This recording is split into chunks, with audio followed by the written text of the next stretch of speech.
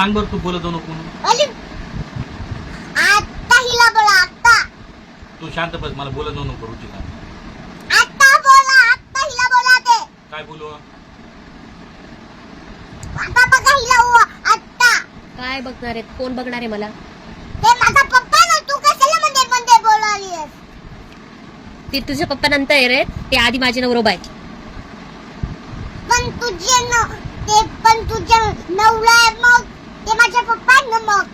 मग तू तुझ्या पप्पांना बोलायचं नाही, मी माझ्या नवऱ्याला बोलू शकते. नाही, ते माझा आहे. हो तुझा आहे, पण मला सांग हे बरोबर आहे का? एवढ्या रात्री जेवणं वेळेवर जेवलं पाहिजे की नाही? हा, मग मी तेच सांगत होते त्यांना. पण मला सांग हे चुकीचं आहे की नाही? वेळेवर खायला लागतं की नाही? नाही तर मग पोट दुखतं. हे खोट आहे, हे खोट आहे. काय खोट आहे? खोट आहे. काय खोट आहे? असं काय तू खाले ना. काय खोटं काय ते सांग. काय काय खोटं आहे? काय खोटं आहे सांग मला. काय खोटं आहे? असंच करते, काही नाही खोटं. असंच करतेस तू. पप्पाला विनाकारण बोलते आणि तुला विनाकारण बोलते ना. आणि सगळं आता कळतं. काय? आणि तुम्ही नुसतं खिचडी खातात. अरे तुझी मम्माला येतेच आहे खिचडी पोळी भाजी येते का? खिचडी करते आठवड्यातून 4 दिवस. खोटं नाही बोलायचं. कधी का मग भात खिचडी खोटं नाही बोलायचं.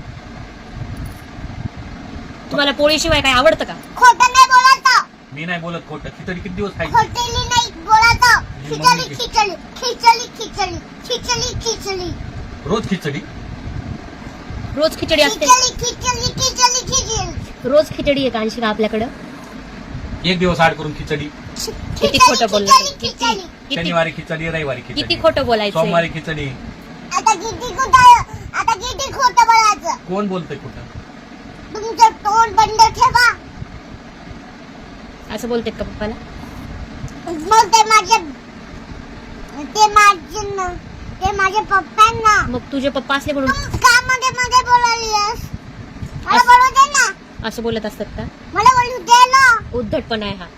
उठलपणा मग काय करू मी? आबापा नाही. जास्त व्हायले. जास्त व्हायलंय तुझा. तुझ्या पोटात आता दूध गेलंय, तुला काही सुचायले. नीट बोल. माझा वाघ आहे. माझा भाग आहे. तू वाघ आहेस माझा. तू भाग आहे, नाही तर मी दूध टाकेल तुमच्या अंगावर. अरे मी चांगलं म्हणाले. अगं चांगलं म्हणायले तुला ते. अगं ते खोट आहे ते. अच्छा तू वाघ नाही म्हणजे तू वाघिनेस. बच्चा मला माहिती होतं म्हणूनच तू एवढा टाइमपास करू लागली.